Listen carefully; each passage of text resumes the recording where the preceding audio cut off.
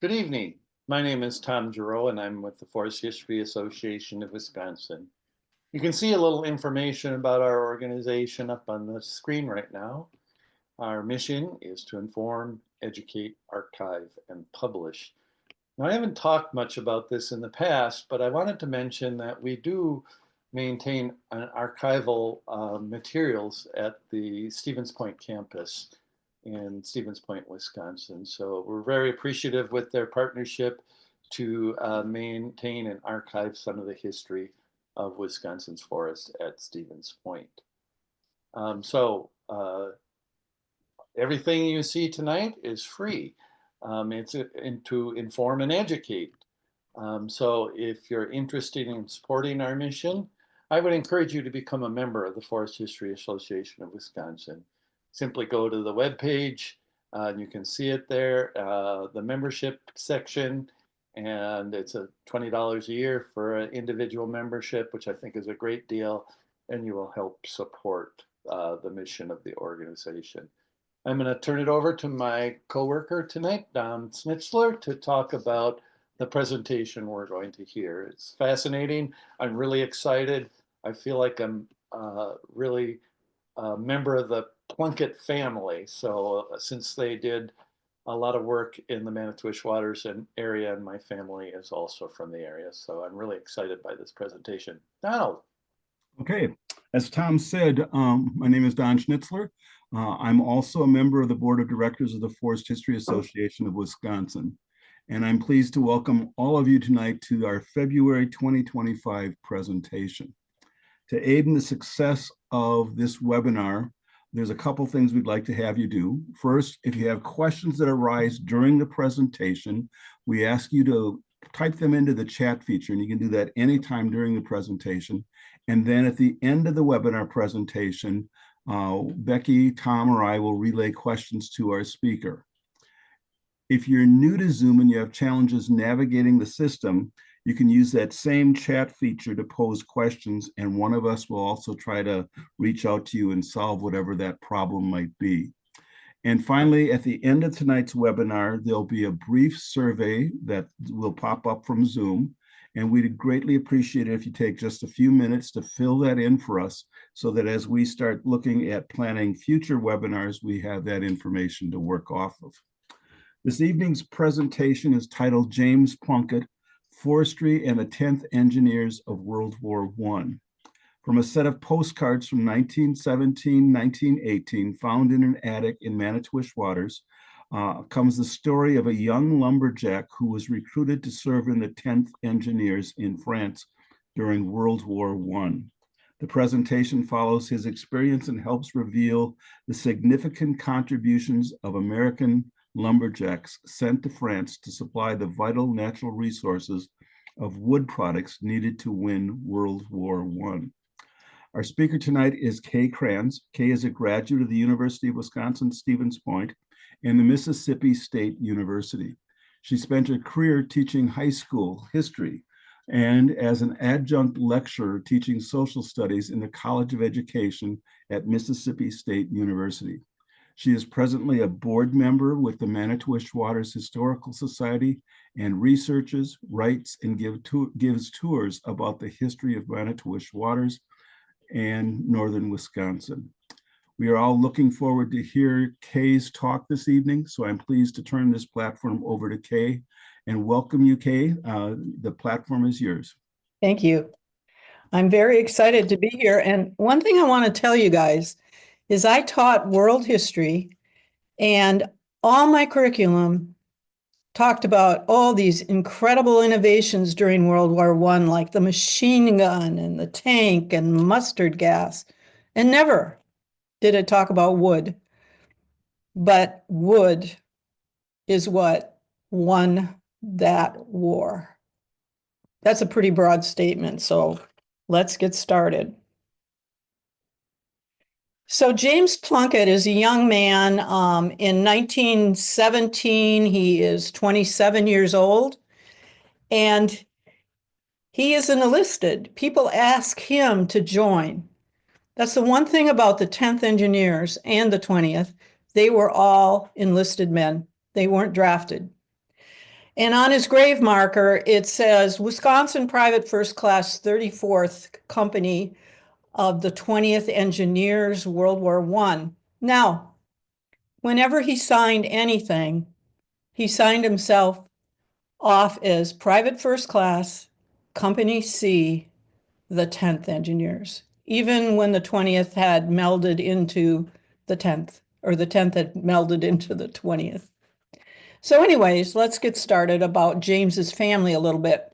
His parents were James Plunkett and Mary, and they were from French Canada. They were from area around Quebec. And he had 5 siblings, and three only lived. He had two siblings that died in the same week from diphtheria. So I guess that kind of sets us up for this family had quite a struggle. We're really pioneering times. This is a picture of the Plunkett farm. Plunkett's immigrated from Canada to Eau Claire, Wisconsin, and I'm sure that they found out about opportunities in northern Wisconsin for loggers to make some cash money in the winter, and some were beginning to promote northern Wisconsin as a farming area, which we all know it failed. But the family came up here, and James's father continued working in the logging industry and ended up in Oregon in 1904 and was killed in a logging accident in Oregon. Here's a picture of the town of Manitowish. And I want you to kind of think about this town as we go through France with James. This is what James knows. This tiny little town in a clear-cut area with a railroad track going through it.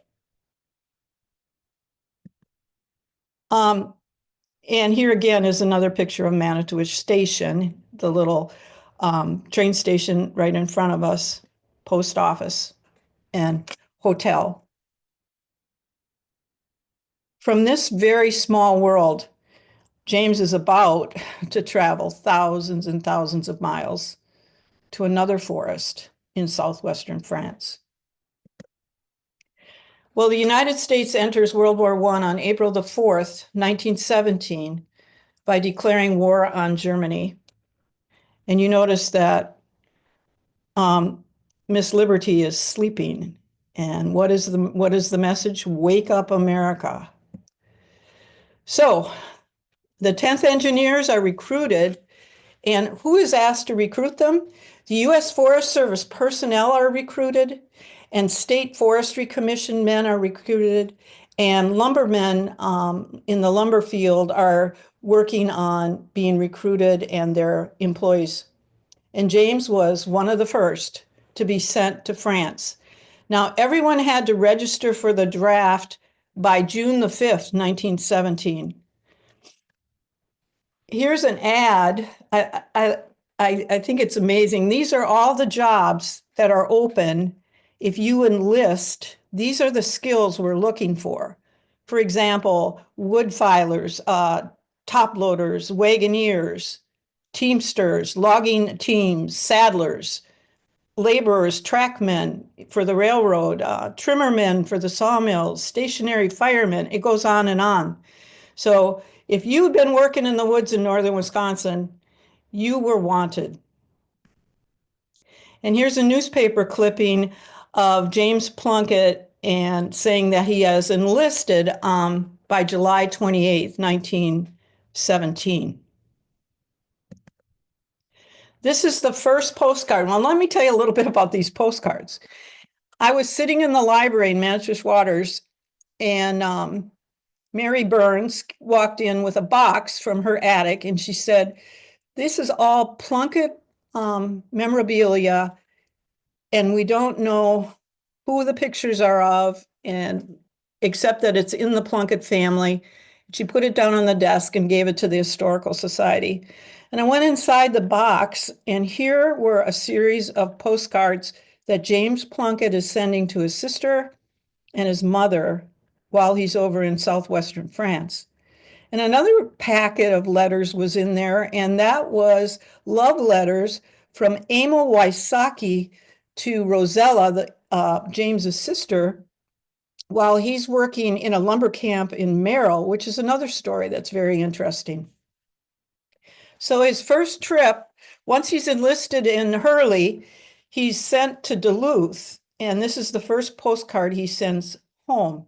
And I got nervous when I looked at that postcard because I said, look at all those white hats. Those look like World War II uniforms. But indeed, in World War I, they were wearing those white caps. Here's a picture of Private First Class James Plunkett. And he looks pretty proud of himself. And again, an image of the 10th Engineers symbol. And I love this. This is by the way, the Forest History Society has wonderful archives on the 10th and 20th Engineers. And I relied heavily on research from that society. And thanks to Mr. Lehman for giving me permission to use a lot of photographs from them. So it's not a regiment, except in its name. It's a great manufacturing establishment. I love that term, manufacturing establishment.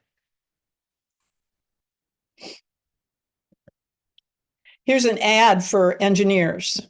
This is engineers in general, but look, you just apply your skills and we're going to win that war in France.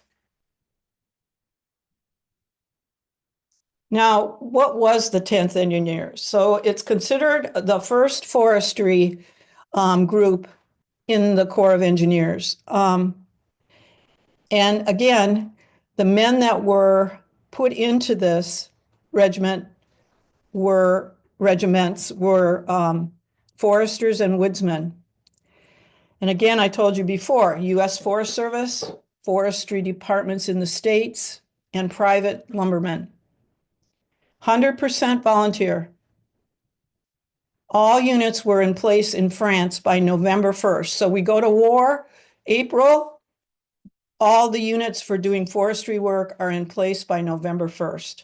Now that means not just sending men over, it means sending portable and permanent sawmills and all the equipment needed.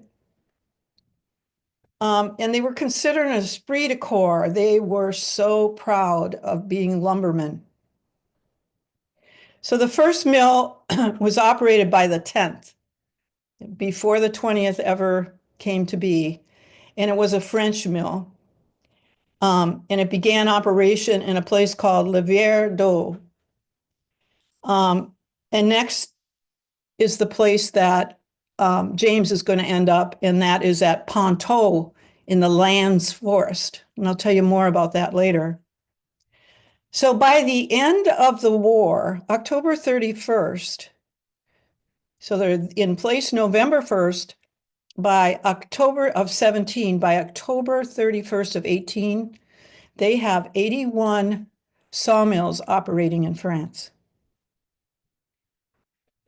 By November 11th, which is the 11th day of the 11th hour, the troops were producing 2 million feet of lumber and round products per day. And finally, the return of the 10th is in January of 1919.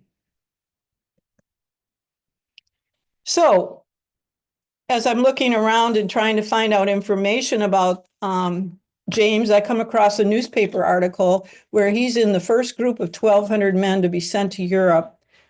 And they're going to be training at the American University grounds in Washington, D.C. But he has two other guys going with him from Thomas Lefebvre from Manitowish and Ray Brugge from Saxon. So kind of cool. Those three guys stay together, but not in the same companies. They're on the boat together, though, and have a good trip over. So again, here's all the things that are needed. And, you know, we take it for granted, but that wood was just precious. Docks, warehouses, casks, firewood, wall supports, tunnels framed in wood, and of course, the ever-needed telephone poles. And then the airplanes were made of wood and canvas. So General Pershing gets involved here in the beginning of the war. You know, he's our commander and of the American Expeditionary Forces. And he said that there is such a problem with getting enough wood that he doesn't want any troops. He wants foresters.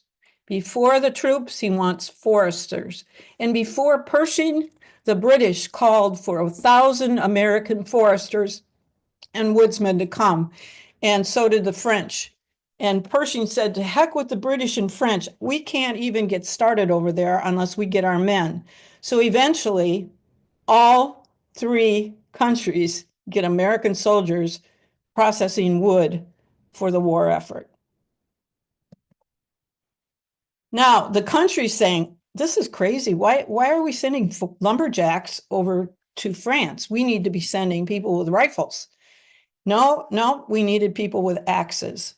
And they also requested that the lumberjacks come from the eastern hardwood lumbering regions because the forests in France were much more similar to those than they were the western forests. So it is probable that most of the men for this first regiment will be drawn from those eastern hardwood forests. Now, here is simply a slide with various depictions of the engineers.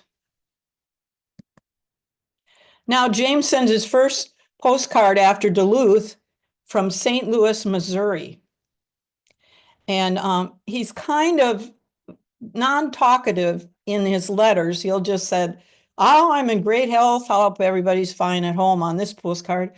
But you can tell that he's trying to share what he's getting to see with his mom.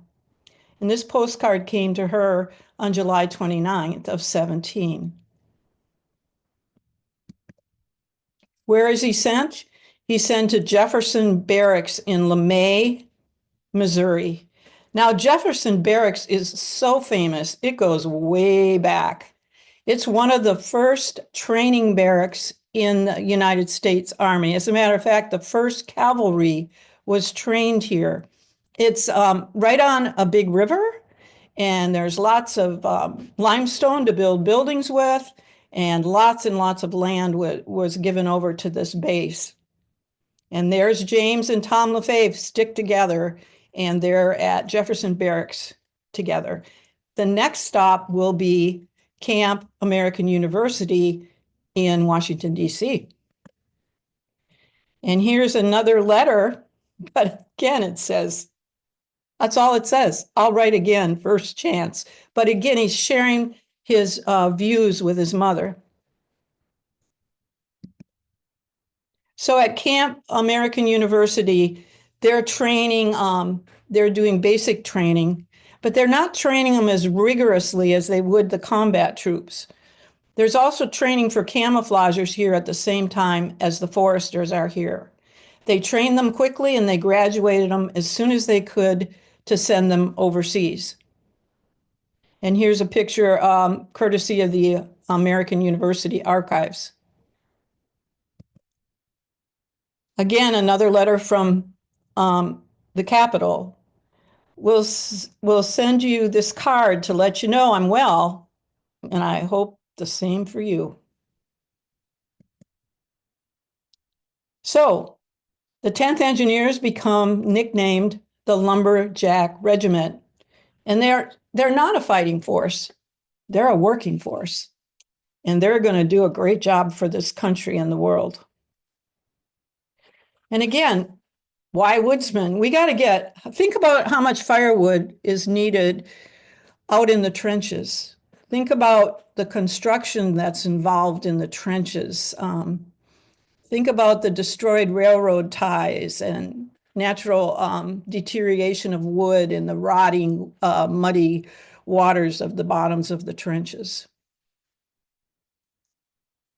And here is a timeline that shows you as the boys leave Camp American University on September 9th, they travel immediately to Hoboken, New Jersey, and then they are ferried to the piers in New York of the Cunard line.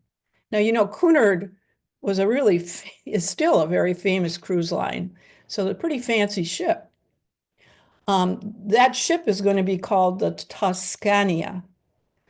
And from New York, they sail to Nova Scotia, and then they have to wait in Nova Scotia for several days, almost a week, I think it is, because they're waiting for escorts to come from Europe to make sure they can get them across the Atlantic safely. So they have to have a convoy. Once the convoy arrives in Halifax, they sail on the Atlantic Ocean. And they sail to Scotland, and they land in Scotland. And James is so excited about the way they are met by the Scottish people. The Scottish people have never seen American soldiers before, and they're so excited and they're so welcoming. They feel like superheroes as they enter. They soon leave Glasgow, Scotland, and enter into Southampton in England.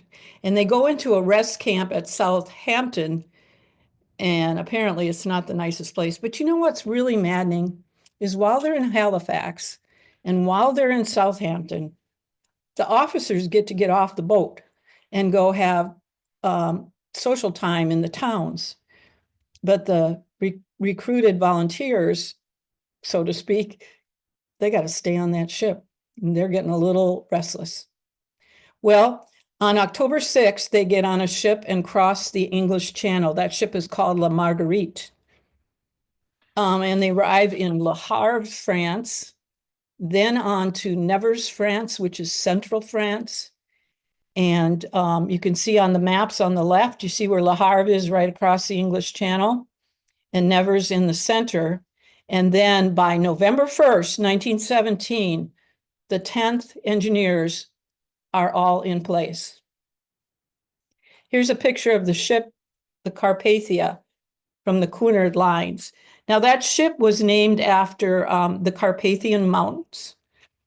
And it was a very comfortable ship. They had no really serious incidents. James said one of the things that really worried him is he'd spend a lot of time looking for some kind of metal mounds coming out of the water because the German Unterwasser boats were on patrol, but they were safe this time. Here's another picture of the Carpathia, and it's bringing the boys over to cut wood. Here's the La Marguerite that they traveled on over the English Channel. And here's a photograph from the War Plan Division in 1918 of Nevers. So I just tried to find a little picture of what they might have seen while they were there. This is the storehouse, and on the right is the Signal Corps house. Here's a picture in Nevers of oil and gas barrels ready to be used in the war effort. Well, the newspaper up in Hurley says, wow, everybody got a cablegram. Mr. and Mrs. Lefebvre got a cablegram, and Mrs. Plunkett got a cablegram, and those boys are somewhere in France. And Tom Lefebvre said, remember all the boys to me at home. I miss everyone. Here's another picture of James in his full uniform.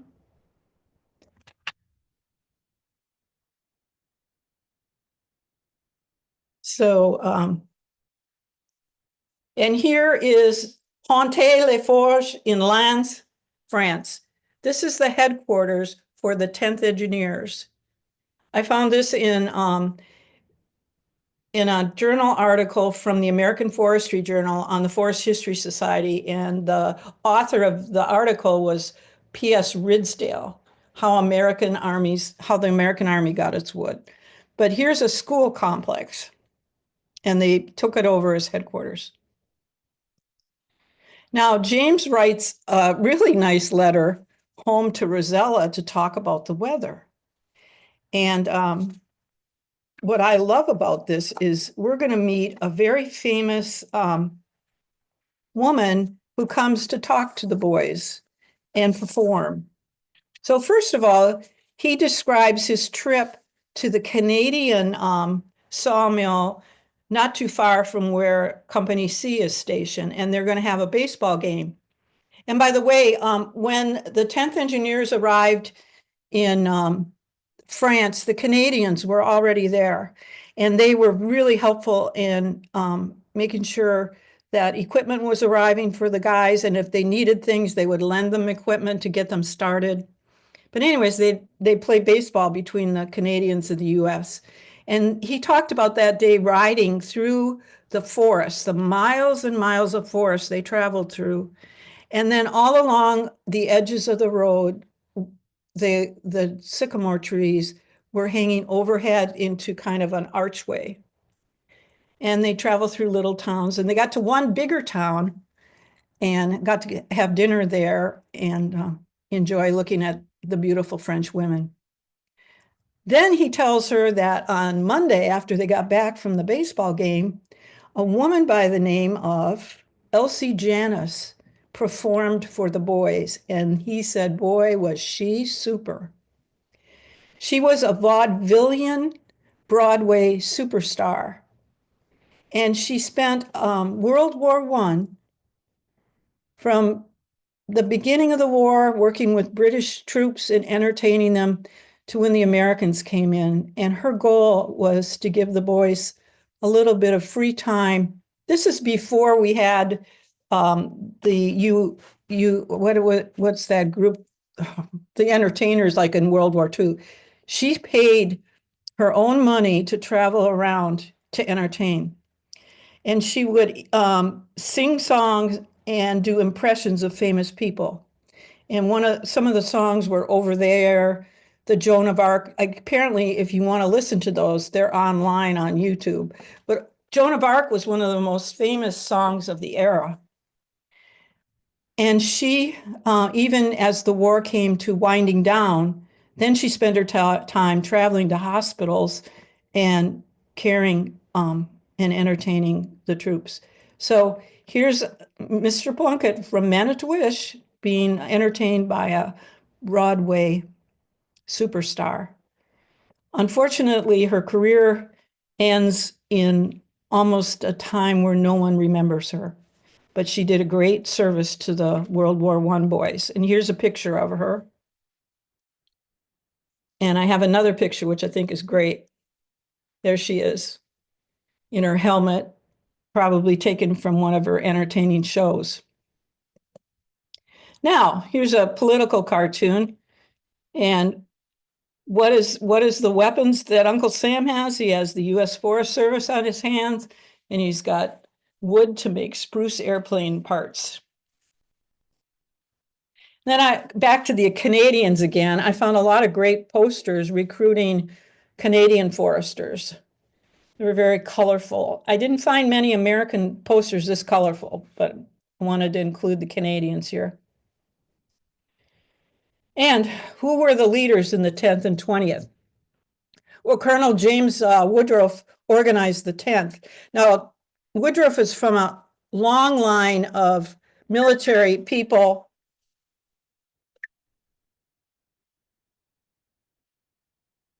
and he went to West Point, and he was regular Army. Then he had under him Colonel Greeley, who I have some quotes from, who handled, he was the chief of the forestry section. And then a Colonel Mitchell, who was regular engineers, organized the 20th. And in the beginning, the two worked together, and then Mitchell was transferred and Woodruff took over for both the combining of the 10th and the 20th. And then we have Colonel Kelly, who's taking care of all the technical aspects of the engineers, and Johnson, who's in charge of the product and the shipment, and Woolsey, acquisition of timber, and more acquisition of timber. And by the way, you guys, the French were really particular about how their forests were harvested, and they were very sustainable forests, and they weren't about to have them clear cut.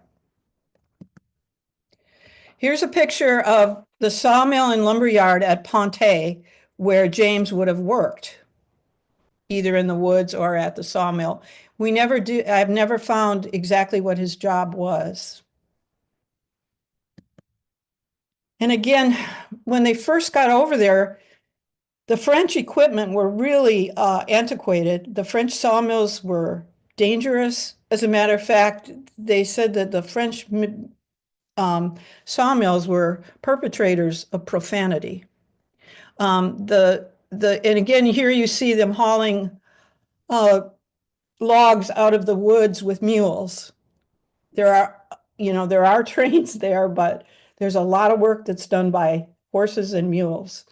And here's a picture in the lower right of constructing the entryway into and the loading docks at Ponte.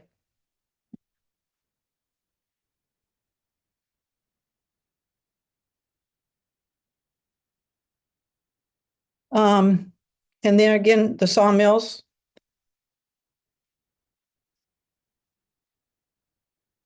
Pretty nice pictures from that war plan division.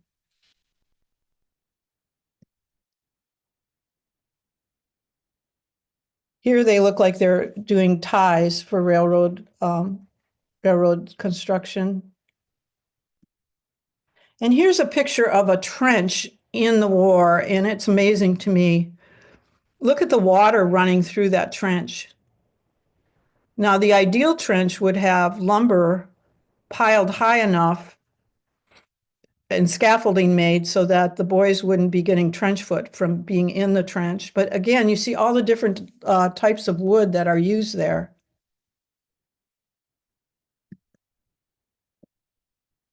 And here's a picture in Belgium of a trench that has been preserved. So if you're ever in Belgium and you want to see this, you can go.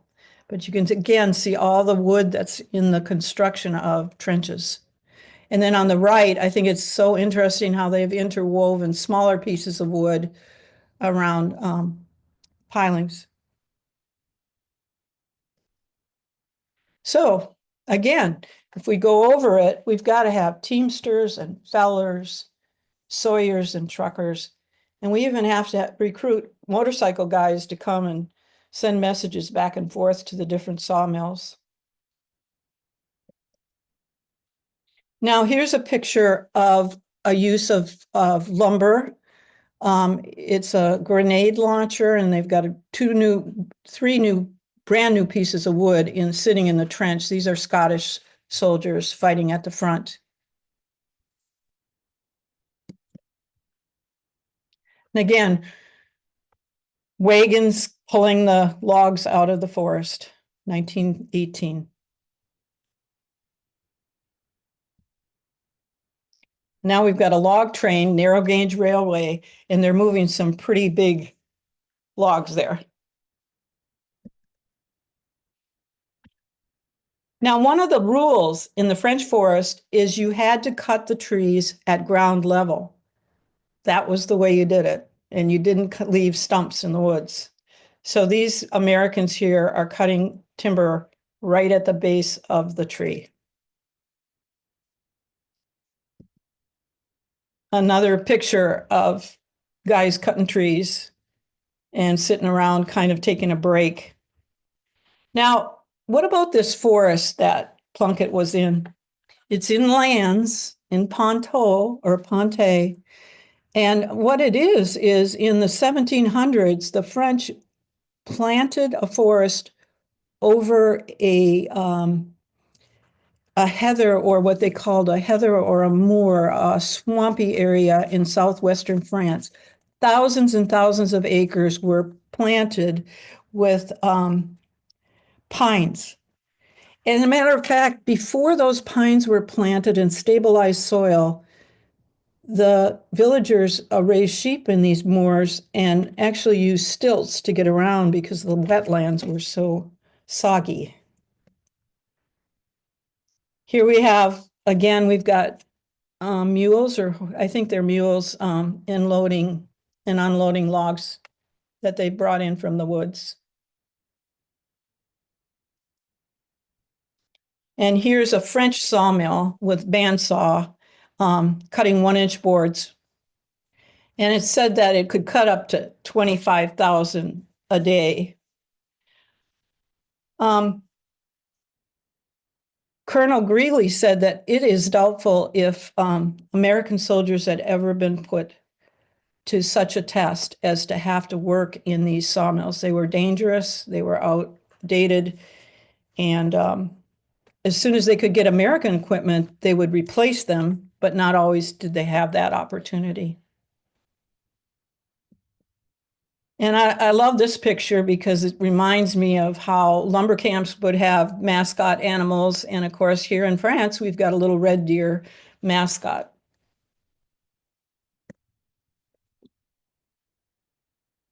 And here we have a peasant woman coming into one of the 10th or 20th camps to buy firewood.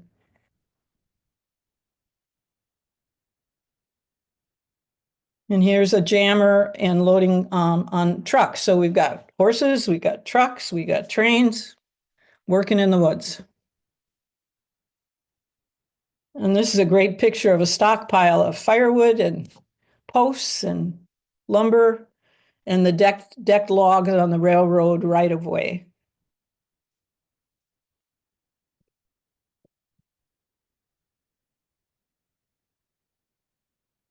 Here's just another picture. Look at the size of that pine log.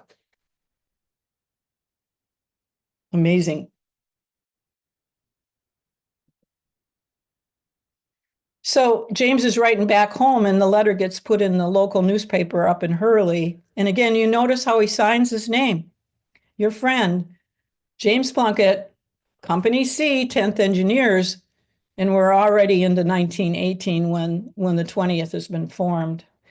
But he says that he's just amazed at the amount of pine trees. But he said, you know, those French foresters will only let us cut the trees that they deem ready to be cut or trees that might be ready to cut in 10 to 15 years, but you just better not cut them all. And he said that the forests were in just beautiful condition, and a lot of these trees were tapped for turpentine.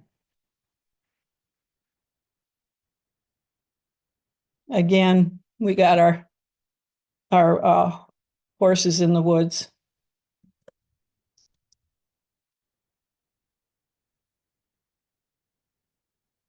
Now, James writes home and says, you know, it doesn't look much like war here. And, you know, rolling logs can get pretty monotonous. So there's got to be time to have some fun. And, you know, I told you about I'm going to a baseball game with the Canadians and having that famous star, Elsie, come. But also they get some time to go and do a little bit of sightseeing. And again, they're so thankful for packages coming over at Christmas.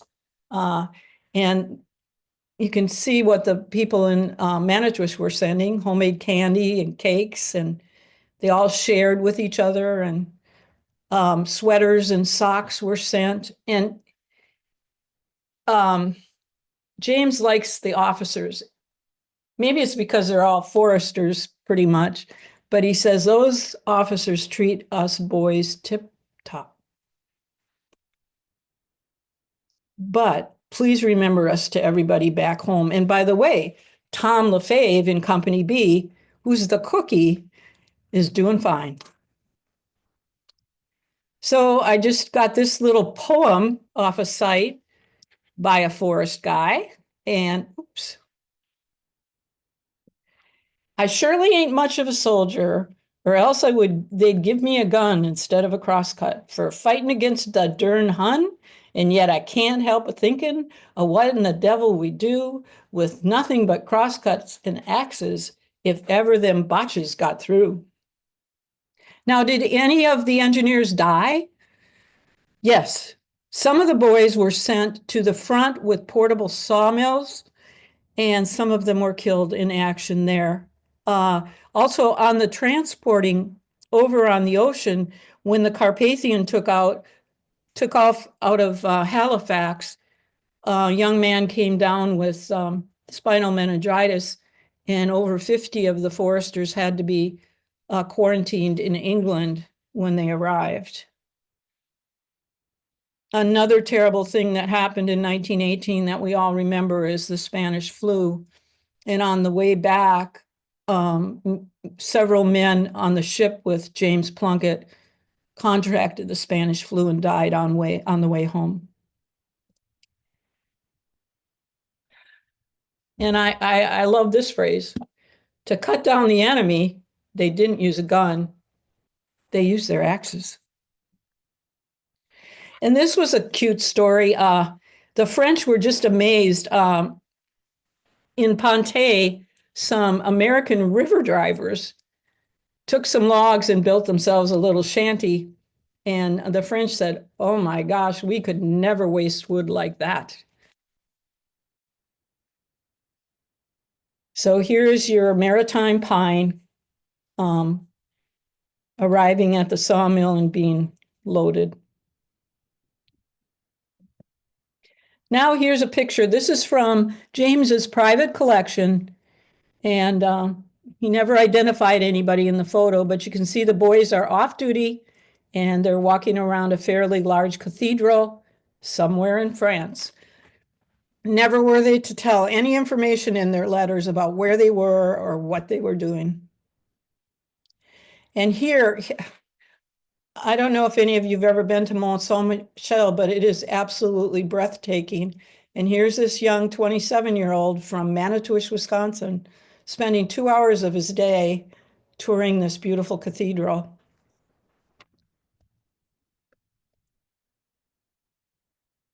And I love this postcard. He sends it to his sister and he says, "How do you like the French laundry?" So here's the women at the side of the river doing the laundry for the week at Chabris. And here's just simply the back of the postcard. Usually wrote 2 or 3 sentences and that was it. But you notice the address, Miss Rosella Plunkett, Manitowish, no need for any streets or anything, Iron County. And then he's just south of where the sawmill was and the pines is the Pyrenees Mountains, and apparently got to spend some time in Châteauray. And one of the most beautiful beaches in the world, Saint-Malo. There's James Plunkett from Manitowish. Having a fine time. Now, this is a front copy of the American Forestry Special Edition that was written in June of 1919. And all of the officers, not all of them, but many of the officers wrote articles. It is just a treasure trove, and that's at the Forest History Society.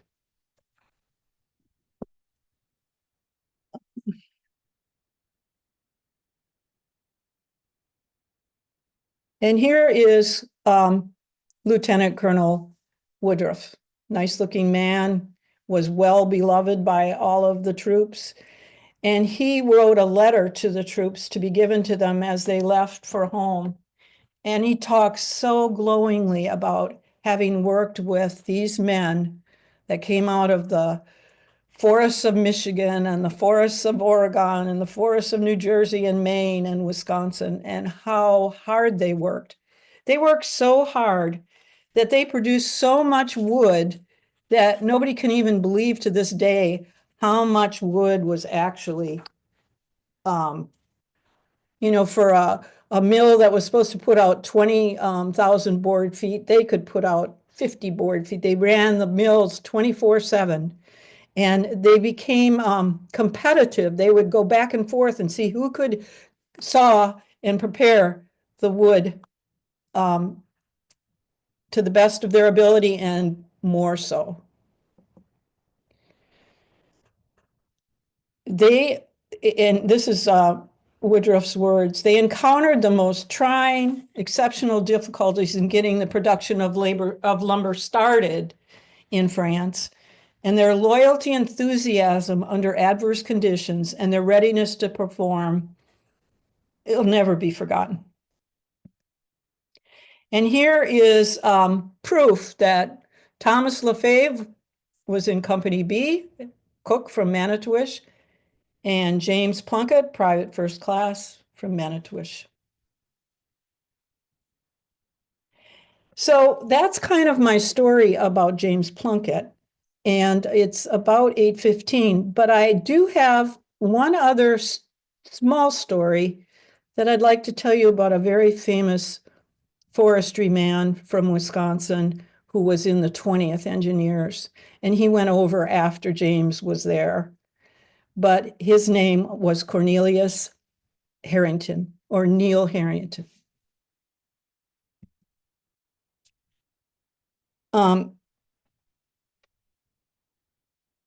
But first of all, first of all, you got to tell you about what the school children. So a teacher in Ponte had the school children write about these Americans, these lumbermen.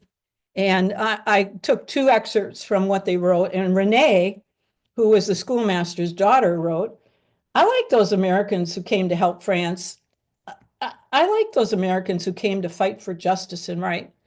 And I admire those Americans who remembered France and came to her in spite of the many dangers. Long live the United States of America. And then another child wrote, now the work of the Americans is certainly a curious one. I saw them harvest logs, lift logs with large pliers as easily as they would have moved a straw. And it struck me especially about those Americans because they were so clean. And all of them were tall, healthy, and strong. And you know what? Their teeth were really white. And you know what? Not to soil their hands, they would even wear gloves when they were working. Okay, so here we go to Cornelius. He's a second lieutenant. He starts out as a sergeant and works his way into second lieutenancy. So he's born in 1891. He goes to the University of Wisconsin in 1903, and he begins work at, no, that's not right, 1903, I'm sorry. But he begins work at Trout Lake while he's in school in 1910 and graduates from forestry at the University of Michigan. And then he's hired as a full-time employee by the Wisconsin Conservation Service in 1913. He helped create the Flambeau, the Kettle Moraine, and the Black River forests.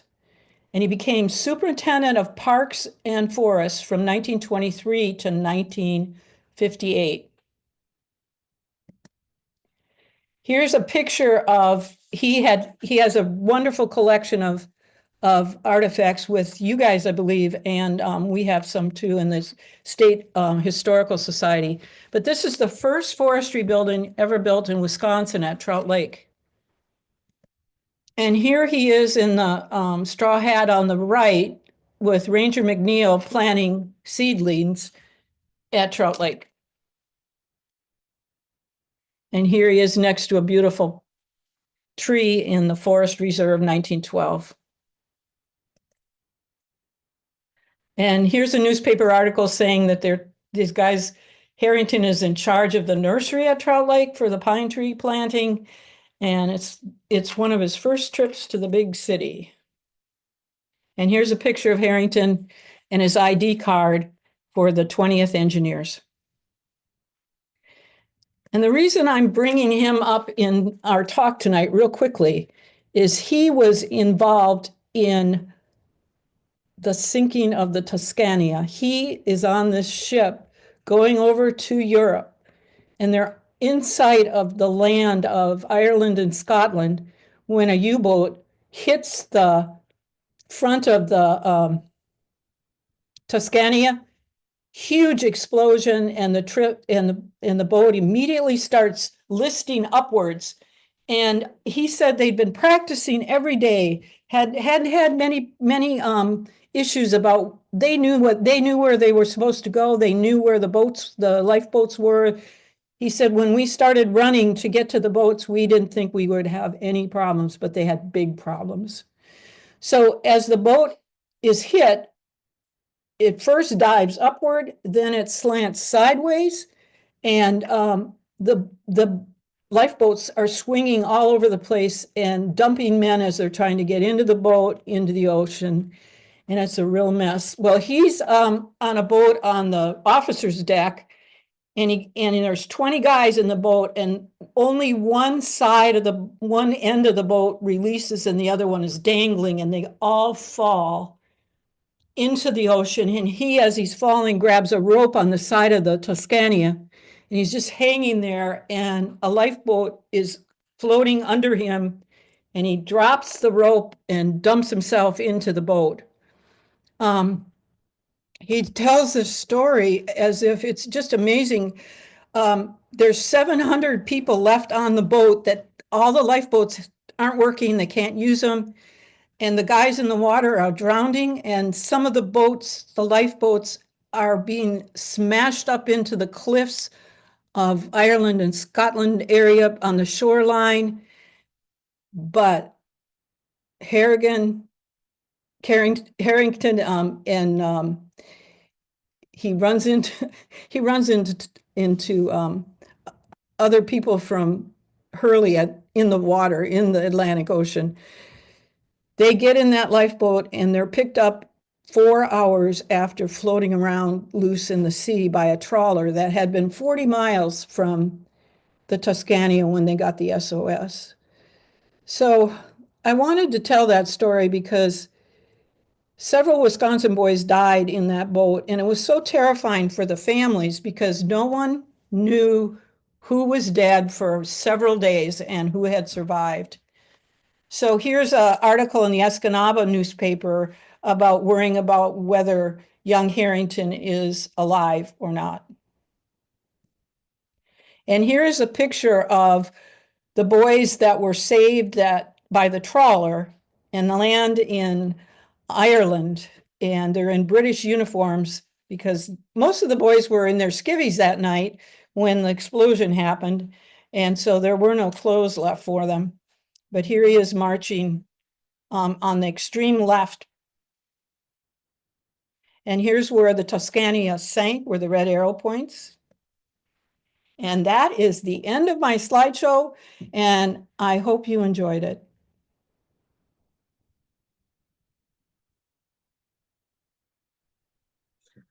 That was really incredible, Kay. Thank you. So much cool information in there.